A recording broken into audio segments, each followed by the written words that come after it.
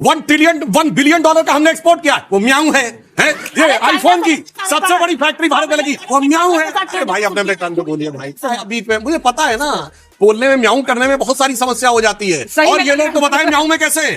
भारत की संसद के ऊपर जो शेर लगे थे, ये गए थे कोर्ट की, वो आक्रामक दिख रहे हैं क्योंकि शेर भी इनको दहाड़ने वाले नहीं, म्याऊं म्याऊं करने वाले चाहिए थे। क्यों? स्टेक्स बहुत हाई है, कंपनी हजारों करोड़ की है और आपको भी अच्छी खासी सैलरी मिल रही है, तो आप जवाब दीजिए। एक नहीं तो 2 क्वार्टर में तो उसकी नौकरी पर आई जाती है। आप तो बिजनेस जर्नलिस्ट हैं, बेहतर जानती हैं।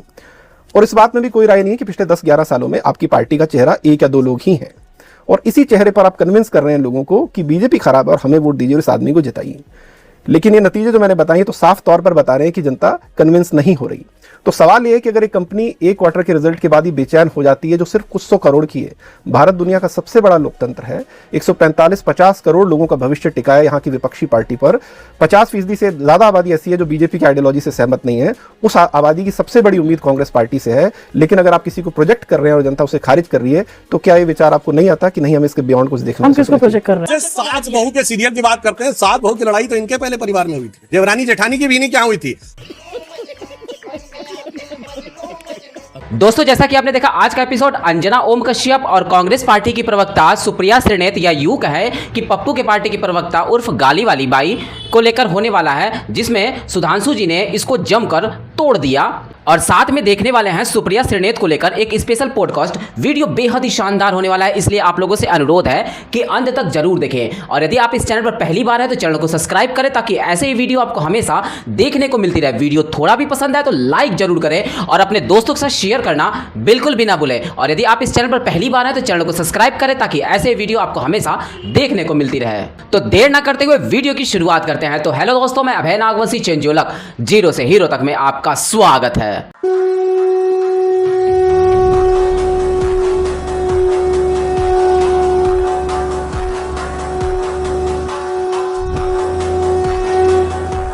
तो आखिरी जो 63 विधानसभा चुनाव हुए उसमें कांग्रेस 48 विधानसभा चुनाव हारी है, और 2011 के बाद से 13 सालों में कांग्रेस ऐसे किसी भी राज्य में दोबारा सत्ता में नहीं आई जहां ऑलरेडी सत्ता में थी।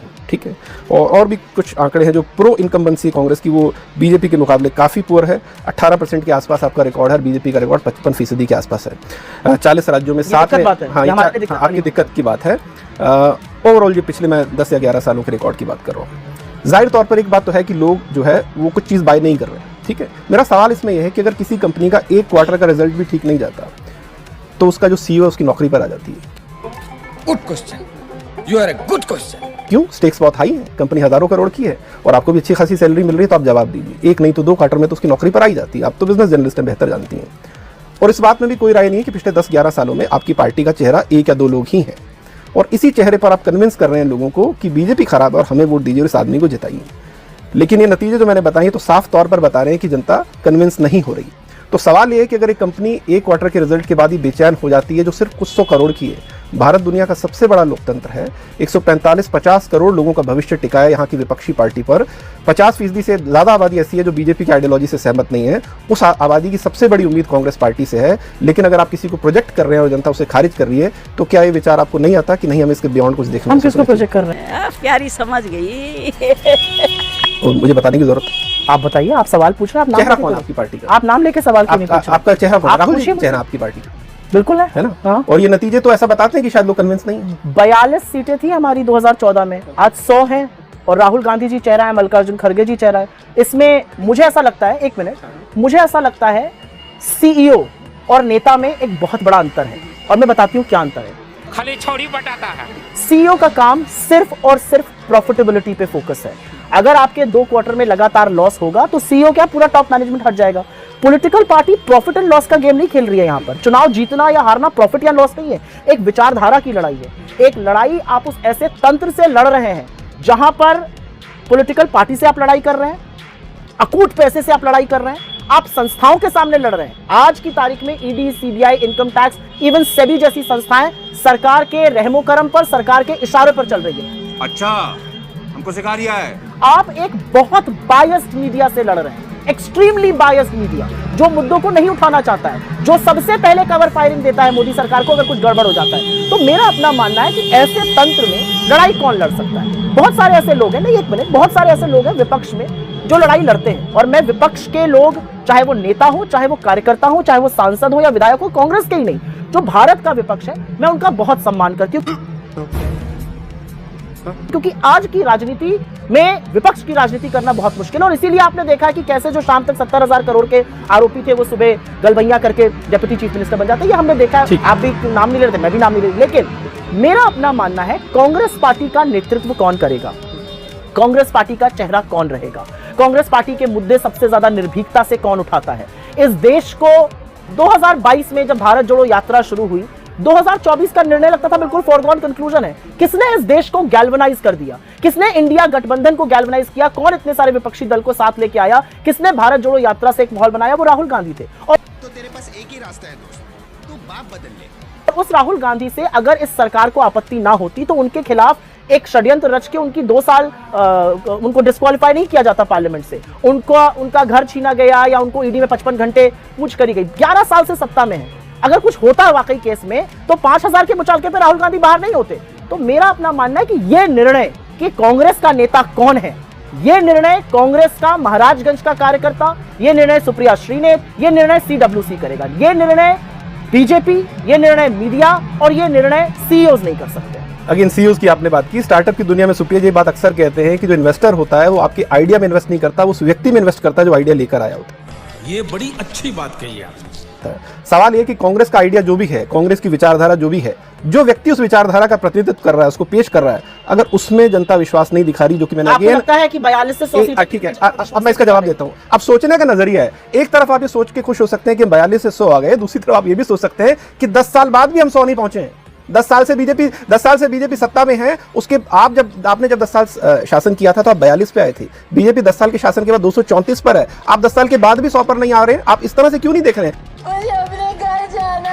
ये तो खुद को तसल्ली और दिलासा देने वाली बात है। तसल्ली दिलासा देने वाली बात है। मुझे ऐसा लगता है कि आप उन 100 लोगों के जीतने पर, उन 99 लोगों के जीतने पर एक बहुत बड़ा प्रश्न चिन्ह उठा रहे हैं। मुझे लगता है कि जिन लोगों ने उन 99 लोगों को चुनकर भेजा वो बहुत बड़ी बात है। मुझे लगता है कि जिस तरह से आज मोदी सरकार को 10-10 सालों बाद बिल जेपीसी में भेजने पड़ रहे हैं, ये एक यूनाइटेड ऑपोजिशन के, ये इंडिया गठबंधन के चलते हुआ है। मुझे ऐसा लगता है कांग्रेस की विचारधारा एक चीज है, लेकिन उस विचारधारा का चेहरा कौन है ये दूसरी चीज है। और हमारी विचारधारा का चेहरा राहुल गांधी है। मैं आपको छोटी सी बात बताती हूँ, आप हमारे तमाम नेता हैं और हमारे बड़े पॉपुलर लीडर्स हैं, यंग भी हैं, ओल्ड भी हैं। उसमें हमारे यहाँ जब रैली होती है या जब वो किन्हीं और शहरों में जाते हैं, जो लोग राहुल गांधी जी को देखकर लालायित होते हैं, या जब हम लोग कहीं बाहर जाते हैं और जो आम जनमानस एयरपोर्ट पर या कैब वाला या मार्केट में जो लोग मिलकर राहुल गांधी के लिए कह रहे हैं, वो बिल्कुल अलग बात है। तो अब क्योंकि मीडिया में एक डिबेट चलाना है, एक नैरेटिव चलाना है, वो आपका नैरेटिव हो सकता है, वो आपके एडिटोरियल्स भर सकता है, वो आपके पॉडकास्ट भर सकता है, लेकिन हमारे नेता राहुल गांधी हैं। और इसमें हमें कोई संशय नहीं है कि इस लड़ाई को लड़ने के लिए सबसे दिग्गज नेता राहुल गांधी।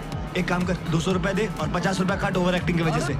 वो क्योंकि कोई भी कीमत चुकाने को तैयार है और वो इस सरकार से, एक व्यक्ति जो बीजेपी से कभी समझौता नहीं करेगा। और ये मैं जिसको कहते हैं ना लिख कर दे सकती हूँ, वो राहुल गांधी है। और ये विश्वास इस देश को है। बिल्कुल। तो आप कह रहे हैं कि बियॉन्ड राहुल गांधी अभी कांग्रेस पार्टी किसी और को आगे रखकर सोचने के लिए तैयार नहीं है? बिल्कुल भी नहीं। क्यों होंगे हम तैयार? राहुल गांधी कांग्रेस पार्टी के मालिक हैं। मुझे लगता है कांग्रेस पार्टी के मालिक वो लोग हैं जिन्होंने कांग्रेस के 99 सांसदों को जिताया, जिन्होंने कर्नाटक में, तेलंगाना में, हिमाचल में कांग्रेस की सरकारें बनवाई हैं, जिन्होंने बाकी प्रदेशों में भी कांग्रेस के एमएलएज जिताए हैं, जिन्होंने कांग्रेस के सांसद जिताए। मुझे लगता है कांग्रेस के मालिक इस कांग्रेस के कार्यकर्ता है, छोटे छोटे कार्यकर्ता है, जो 10 साल से पुलिस की यातना सह रहे हैं, जो 10 साल से हर तरह की यातना झेलने को तैयार है, लेकिन कांग्रेस का झंडा पकड़ के चल रहा है। मुझे लगता है कांग्रेस के मालिक वो है। पॉलिटिक्स में मालिक कह देना तो मुझे लगता है कि लोकतंत्र के ऊपर आपसे सवाल उठा रहे हैं। पॉलिटिक्स में कोई मालिक नहीं होता।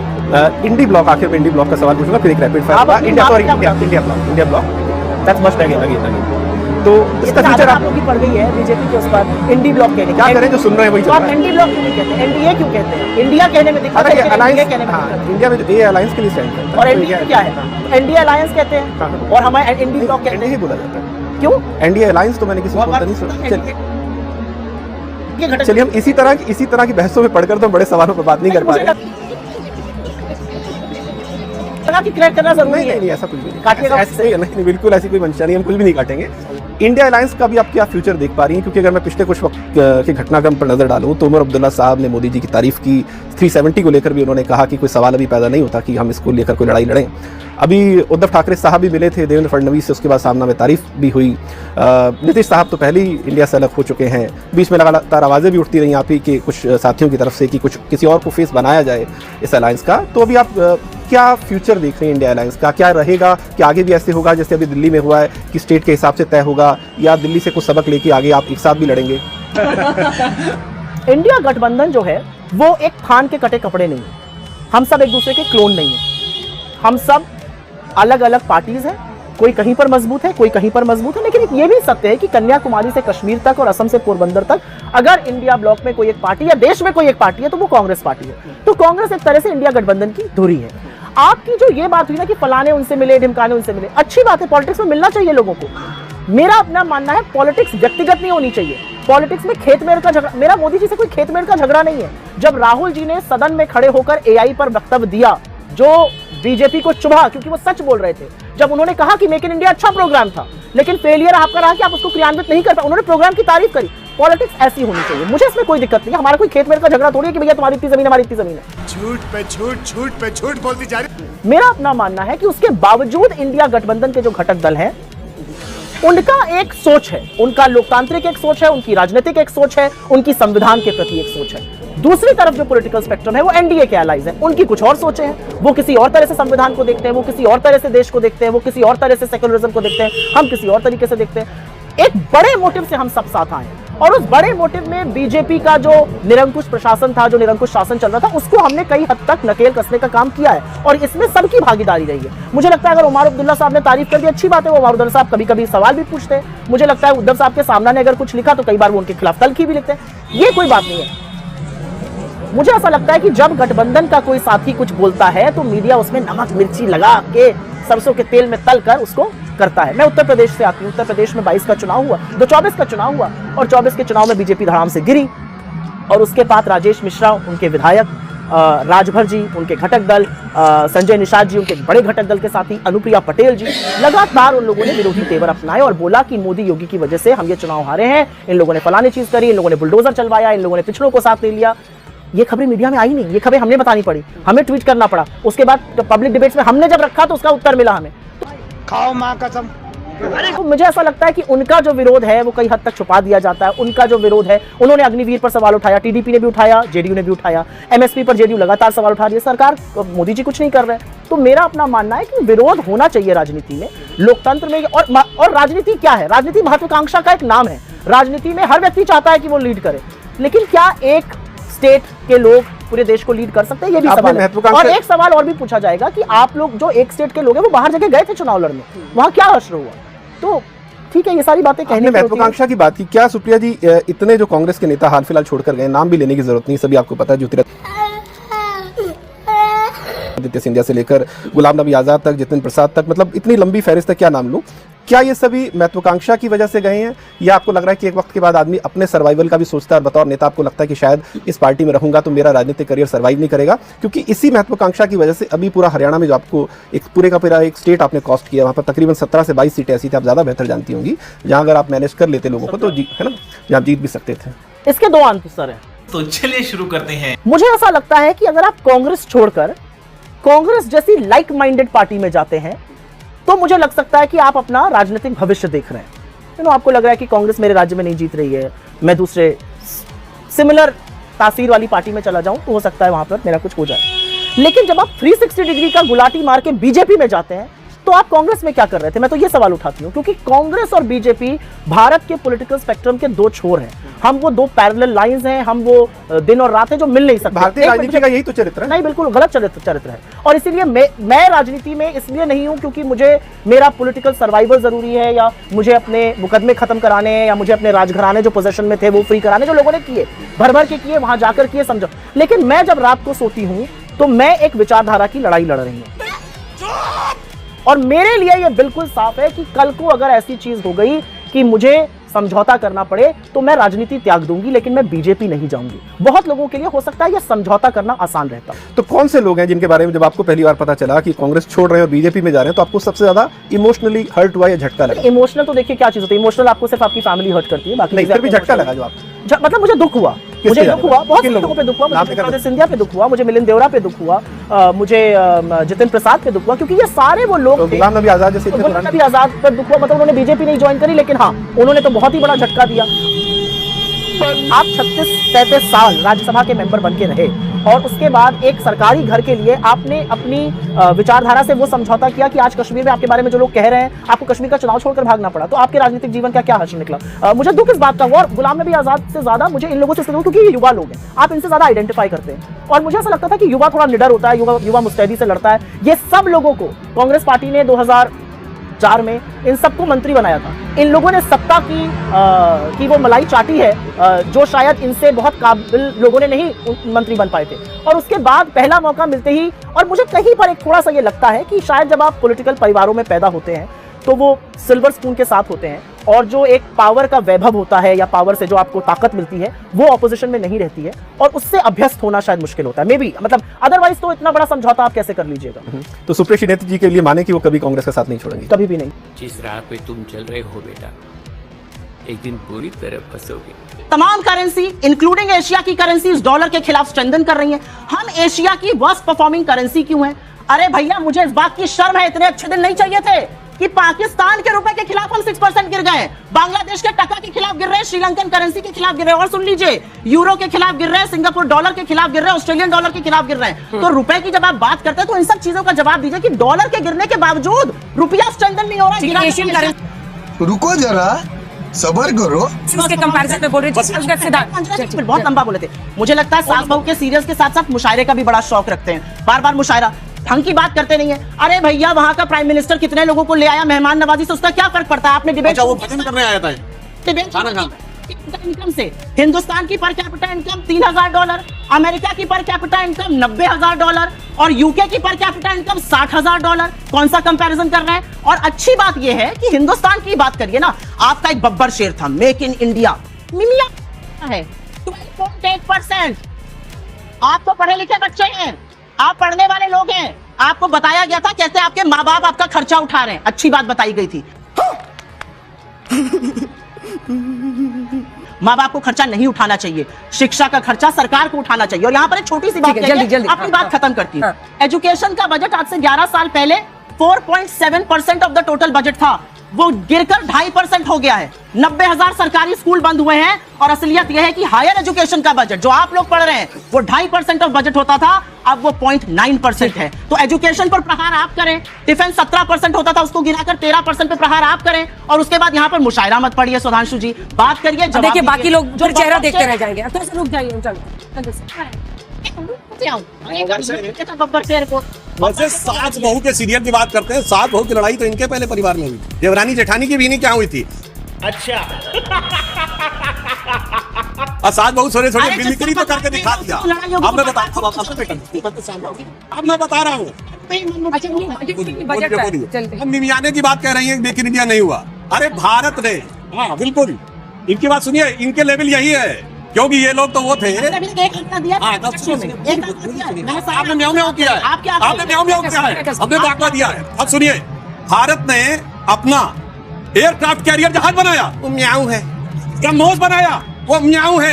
एक असॉल्ट राइफल बन नहीं है, वो म्याऊं है। सुनिए, हमारी सरकार आने से पहले मोबाइल फोन तो सब यूज करते हैं, 2 फैक्ट्री थी, हम बिगेस्ट प्रोड्यूसर कंज्यूमर भी थे, प्रोड्यूसर नहीं थे। आज 340 फैक्ट्री है। जोर जोर से बोल के लोगों को स्कीमें बता दे। $1 बिलियन का हमने एक्सपोर्ट किया, वो म्याऊं है। ये आईफोन की सबसे बड़ी फैक्ट्री भारत में लगी, वो म्याऊं है। अरे भाई अपने कान को बोलिए भाई, बीच में मुझे पता है ना, बोलने में म्याऊं करने में बहुत सारी समस्या हो जाती है, और ये लोग तो बताएं म्याऊं में कैसे। भारत की संसद के ऊपर जो शेर लगे थे, ये गए थे कोर्ट की, वो आक्रामक दिख रहे हैं, क्योंकि शेर भी इनको दहाड़ने वाले नहीं, म्याऊं म्याऊं करने वाले चाहिए थे।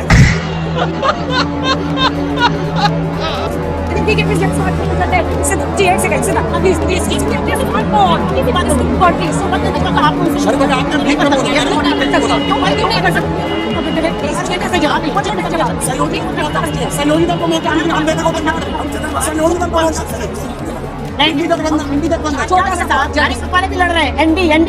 गठबंधन $100 बिलियन चाइना के साथ ट्रेड डेफिसिट आपने किया है, जिस चाइना को लाख दिखाने की बात करते थे, लाल कमीज पहनकर आंखें मूंद ली हैं। $100 बिलियन डेफिसिट का नतीजा है। सिद्धार्थ, 2 मिनट रुक जाइए sir please. Siddharth ji, 2 minute जिस पर मैं आपसे चाहती हूँ उसका पास जाओगे, लेकिन मैं आपसे सवाल पूछ रही हूँ उसको थोड़ा सा ऐसे इनकी बातें सुनकर बच्चे भी कंफ्यूज हैं। हाँ सही बात है। प्यारी समझ गई।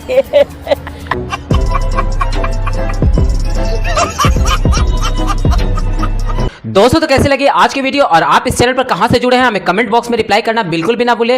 वीडियो अंत तक देखा तो उम्मीद करता हूं कि पसंद तो जरूर आई होगी, इसलिए लाइक करें और अपने दोस्तों के साथ शेयर करना बिल्कुल भी ना भूले। और यदि आप इस चैनल पर पहली बार हो तो चैनल को सब्सक्राइब करें ताकि ऐसे वीडियो आपको हमेशा देखने को मिलती रहे। तो मिलते हैं आने वाले नए वीडियो के साथ, तब तक के लिए जय हिंद, जय भारत, वंदे मातरम।